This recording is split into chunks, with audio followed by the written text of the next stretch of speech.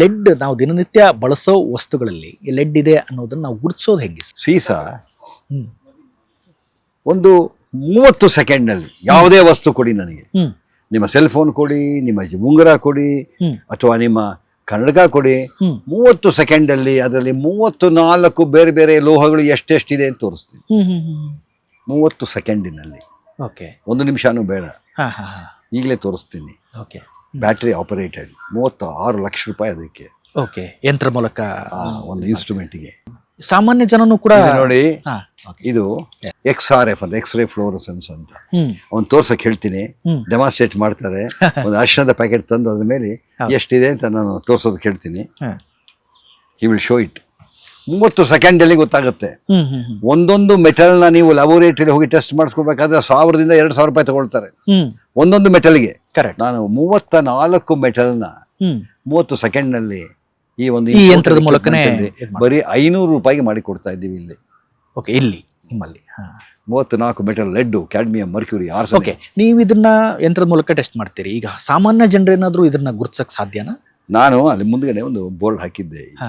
ಯಾರಾದ್ರೂ ಈ ಕ್ಯಾಂಪಸ್ ಅಲ್ಲಿ ಹಾ ನಿಮ್ಮ ಮನೆಯಲ್ಲಿ ಇರತಕ್ಕಂತ ಕೆಲವು ಪದಾರ್ಥಗಳಲ್ಲಿ ಸೀಸ ಇದೆಯಾ ಇಲ್ವಾ ಅಂತ ತಿಳ್ಕೊಳ್ಳೋದಕ್ಕೆ ಬನ್ನಿ, ಫ್ರೀ ಆಗಿ ಮಾಡಿ ಕೊಡ್ತೀನಿ ಅಂತ. ಹಾ ಹಾ ಹಾ. ಓದ್ಬಿಟ್ಟು ಹೋಗೋರು ಯಾರು ಬಂದೆ, ಯಾರು ಬರ್ಲಿಲ್ಲ. ಅವ್ರಿಗೆ ಇದ್ರ ಬಗ್ಗೆ ಹಾ. ನಾನು ಏನೂ ಆಗಿಲ್ವಲ್ಲ, ಈಗ ಇದು ಅರ್ಶನ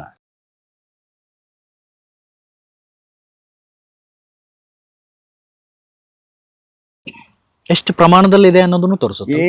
ಎಷ್ಟೆಷ್ಟು ಪ್ರಮಾಣದಲ್ಲಿ ಇದೆ ಅಂತ ತೋರಿಸುತ್ತೆ. ಓ PPM ಪಾರ್ಟ್ಸ್ ಪರ್ ಮಿಲಿಯನ್ ತೋರಿಸುತ್ತೆ. ನೋಡಿ ಓಕೆ ಈಗ ನೋಡಿ, ಆಗಲೇ ಬಂದ್ಬಿಡ್ತು ಒಂದಾಗಿ ಗೊತ್ತಾಯ್ತು. ಹಾ ಎಷ್ಟು ಎಲಿಮೆಂಟ್ಸ್. 988.7. ನಾನೇ ಯಾವ್ದಾದ್ರು ಅರ್ಶನ ಮುಟ್ಟಿದ್ದೀನಾ, ಕರಗಿಸಿದ್ದೀನಾ, ಕಾಯಿಸಿದ್ದೀನಾ?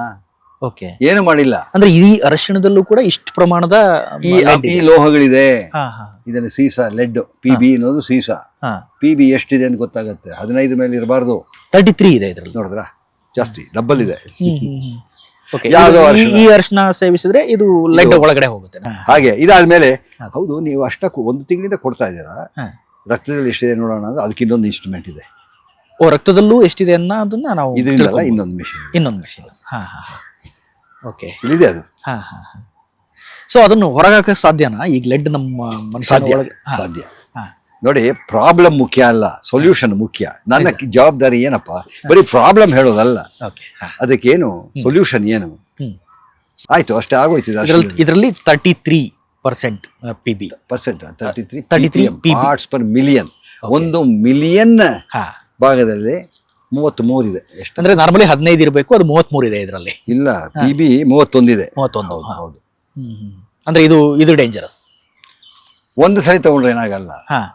ಪದೇ ಪದೇ ದಿನಕ್ಕೆ 2 ಸಲ 3 ಸಲ ಸಾಂಬಾರು, ರಸಮ್ಮು, ಪಲ್ಯ, ಇನ್ಯಾವುದೆಲ್ಲ ಹಾಕಿ ಮಾಡೋದು, ನಾಳೆನೂ ಮಾಡೋದು, ನಾಳಿದ್ದು ಮಾಡೋದು. ಇದು ಕ್ಯುಮ್ಯುಲೇಟಿವ್ ಟಾಕ್ಸಿನ್ ಅಂತ ಹೆಸರು. ಕರೆಕ್ಟ್. ಪಾಯ್ಸನ್ಗೂ ಟಾಕ್ಸಿನ್ಗೂ 2 ವ್ಯತ್ಯಾಸ ಇದೆ.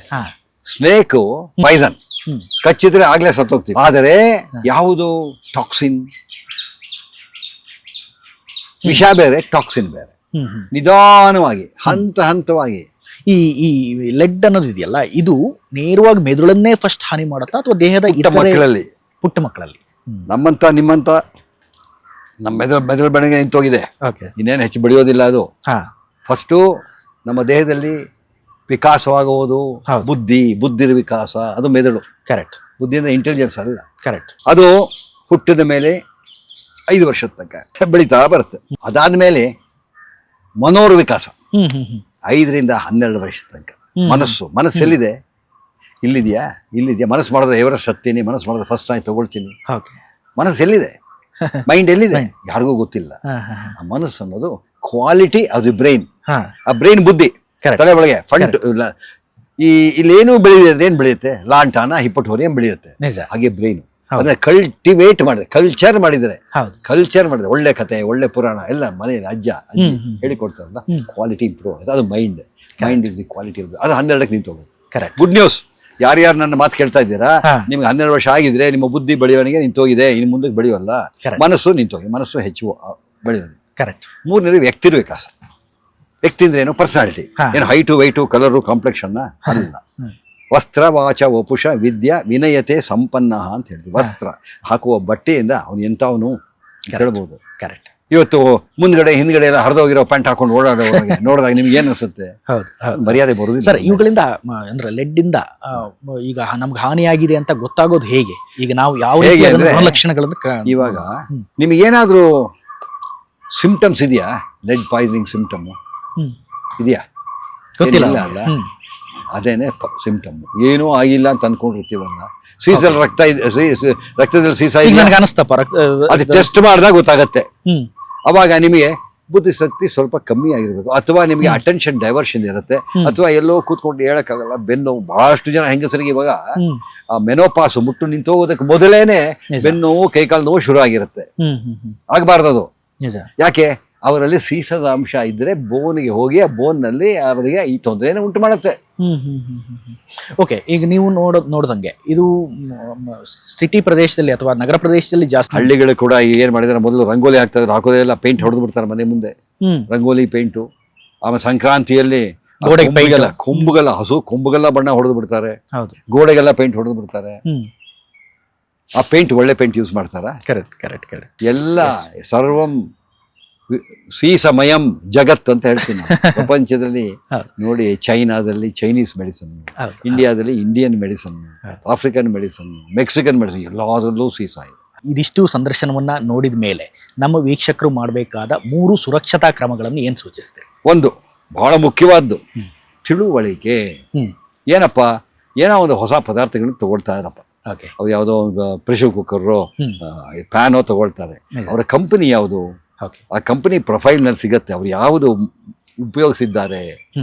ಕೆಲವು ಅದು ಯಾವ ಕಂಪನಿ ಅಂತಾನೆ ಇರೋದಿಲ್ಲ, ಜಾತ್ರೆಯಲ್ಲಿ ಮಾರ್ತಾರೆ ನೋಡಿ, ಗೊತ್ತಾಯ್ತು, ಆ ತರದ್ದು ತಗೋಬಾರ್ದು. ನಂಬರ್ 1 ಅದರ ಬಗ್ಗೆ ತಿಳುವಳಿಕೆ.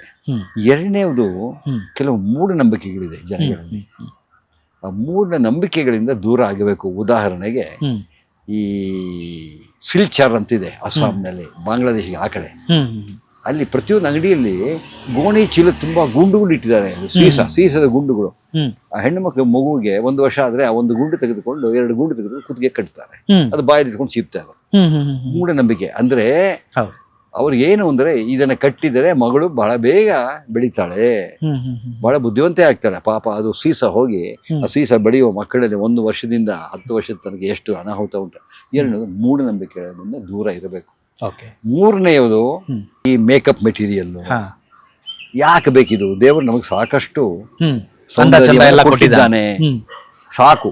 ಇರುವುದರಲ್ಲಿ ನಿಶ್ಚಿಂತೆಯಿಂದ ಇರುವುದರಲ್ಲಿ ಸಮಾಧಾನಕರವಾಗಿ ಬಾಳೋದನ್ನ ಕಲ್ತ್ಕೋಬೇಕು. ಇನ್ನೊಬ್ಬರನ್ನ ಕಾಪಿ ಮಾಡಿ ನಾವು ಮಾಡೋದು ಸರಿಯಲ್ಲ. ನೋಡಿ, ಬಾಂಬೆಯಲ್ಲಿ ಬಹಳ ಹಣವಂತರು ಶಾಂಪೂ ಯೂಸ್ ಮಾಡ್ತಾ ಇದ್ರು. ಶಾಂಪೂ ಬಾಟಲ್ ಬರೋದು, ಅದರಲ್ಲಿ ಸುಮಾರು 500-600 ರೂಪಾಯಿ ಕೊಟ್ಟು ಶಾಂಪೂ ಬಾಟಲ್ ತಗೊಂಡು, ಆ ಮನೆಯಲ್ಲಿ ಕೆಲಸ ಮಾಡ್ತಾ ಇಲ್ಲ, ಅವಳಿಗೂ ಆಸೆ ಶಾಂಪೂ ಹಾಕೊಳ್ಳೋದಕ್ಕೆ, ಅವಳಿಗೆ ಅಷ್ಟು ಹಣ ಇಲ್ಲ. ಶಾಂಪೂ ಕಂಪನಿ ಏನ್ ಮಾಡಿದ್ರು ಗೊತ್ತೇನೋ, ಈ ಬಡ ಅವರು ತಗೊಳ್ಳೋದಕ್ಕೆ ಸಾಚೆಟ್ ಮಾಡ, 1 ರೂಪಾಯಿ ಸಾಚೆಟ್, 2 ರೂಪಾಯಿ ಸಾಚೆಟ್ ಮಾಡಿ ಕೊಟ್ಟರು. ಆದಷ್ಟು ನಾವು ಇದರಿಂದ ದೂರ ಇರೋದು ಒಳ್ಳೇದು. ನಮಗೇನು ಬೇಕೋ ಅದನ್ನು ಮಾತ್ರ ಉಪಯೋಗಿಸ್ಕೋಬೇಕು, ಬೇಡದ್ದನ್ನು ದೂರ ಇಡಬೇಕು. Okay okay okay, thank you so much ಡಾಕ್ಟ್ರೆ. Thank you. ನಿಮ್ಗೆ ಬಹಳಷ್ಟು ವಿಚಾರಗಳನ್ನ ನಮ್ಮ ವೀಕ್ಷಕರಿಗೆ ತಿಳಿಸ್ಕೊಟ್ಟಿದ್ದೀರಿ.